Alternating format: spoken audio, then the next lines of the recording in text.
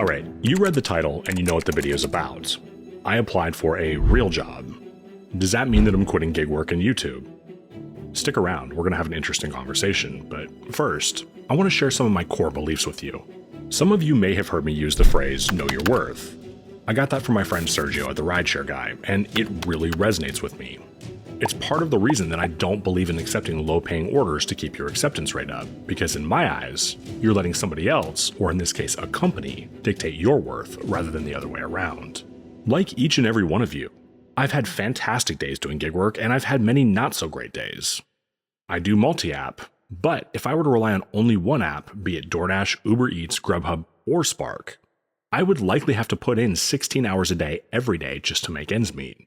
Fortunately, as independent contractors, we can run as many apps as we want and wait until we get something that's worth our time. Worth. That's a word that's going to come up a lot in this video, and I want you to start thinking about yours. After leaving my last real job, I vowed to myself that I would never go back to a traditional job again, unless it was a matter of survival, or I possessed a unique skill set that was going to compensate me incredibly well for my time. I promised myself that never again would I work a $15 an hour customer service job dealing with people that I couldn't stand. That is my personal hell.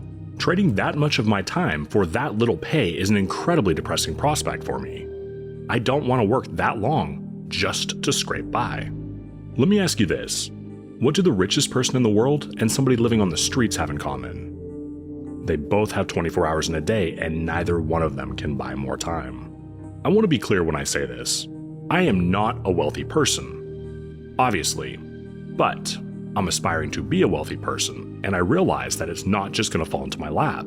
It's going to take hard work and dedication. 2 years ago, I got tired of hearing bad advice being directed at gig workers, so I turned on my camera in my living room and proceeded to film the most cringy YouTube video I have ever made. It was my first YouTube video. Little did I know that it would completely change my life. In fact, there's still days that I can't believe I get paid to do this. Now, I don't want you to think that YouTube is easy money, because it's not. In fact, I've never worked so hard in my life. You guys see a 5 to 10 minute video, but not the hours or even days that went into making that video. There's researching, scripting, filming, and editing, and that all takes a tremendous amount of time. I've got to ask, have you ever experienced burnout?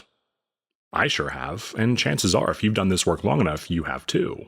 In fact, anybody doing anything for too long can experience burnout. I get burnt out with YouTube and gig work all the time, but I'm fortunate in the sense that both pay me, so when one starts to feel like a burden, I can put more time and attention into the other until the pendulum swings in the other direction. That brings me to the question I asked at the beginning of the video. Am I quitting gig work and YouTube? Absolutely not. In fact, prior to applying for that position, I made sure that the hours would line up well so I could still drive and make videos. Being is that I have experienced a lot of burnout lately. A W-2 job with a set schedule would force me to be far more regimented in the hours I spend driving and working on videos, which I need. I'm almost 4 years into driving, and I still love it. However, if you do anything for too long, you can experience burnout. But driving helps me decompress, and I never plan on giving that up. As for YouTube, I found a passion for making videos, writing scripts, and editing. Not to mention, the community here is incredible, and I love the people that I'm surrounded by. I never want to give that up. Basically, what I'm trying to get at is, yes, the hours are long, but the reward is well worth it. Speaking of long hours, I wrote the majority of this script at about 2 o'clock in the morning. Matter of fact, you stand just as high of a chance of reaching me at 4 p.m. as you do at 4 a.m. While I realize that that's not healthy, it's not ultimately what led up to a job application. Let me explain what did. A couple weeks back, I was working on a video and I found myself Googling a problem I was having with my editing software. You know when you Google something and it tries to give you results in your location?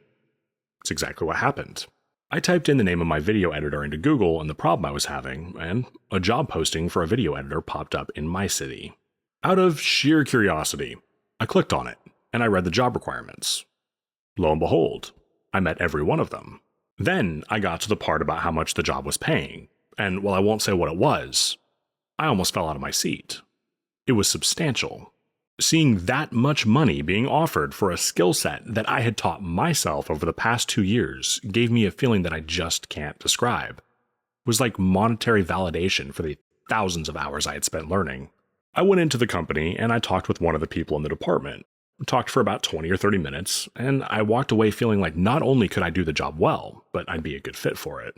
Keep in mind, a couple days prior, a real job wasn't even on my radar. It was just an opportunity that presented itself.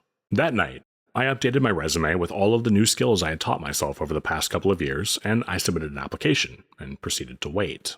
About a week passed, and I finally heard from them. In an email. Rejecting me. This must have been a kick in the pants for me, right? Not really. Here's why. I wasn't applying for that job because I needed the money. I was applying for it because I could learn new techniques from people who have been doing it longer than I have. Not to mention, I could play with expensive equipment all day. Does it suck that they didn't even bother to give me an interview? Of course. But whether they hired me or not, it doesn't take away the fact that I still know how to do the job, and a rejection doesn't take that away. Let's be honest. If they don't see the value in hiring a YouTuber to work on video, that's a them problem, not a me problem. Here's what I want you to take away from this video. Anyone can teach themselves anything, and with the internet, we can learn almost anything for free. Whether you view gig work as a stepping stone or you love it and you plan on doing it forever, never stop bettering yourself. Never stop learning. Teach yourself a new skill, even if you don't plan on using it in the job market.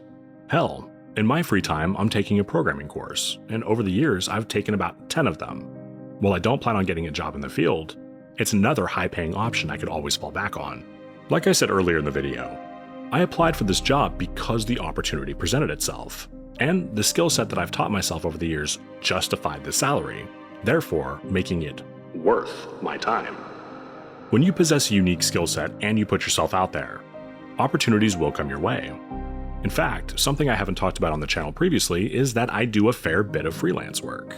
I've been fortunate enough to be approached by some well-known and reputable companies, and I've been lucky enough to work on videos for them. Teach yourself a new skill set and put yourself out there. The worst thing that happens is nothing happens, so you have no reason not to. The two deciding factors for me applying for this job were the skill set I possess justified a salary that high, and I could keep driving and doing YouTube. Not running this channel anymore was never an option. If that job meant quitting YouTube and driving, I would have thanked them for the time and walked out on the spot. I don't know who needs to hear this, but never forget, you define your value. You define your worth. Always press forward and never stop bettering yourself. If you haven't done so yet, please do consider pressing the like button and subscribing to my channel. My name is Zach. Take care.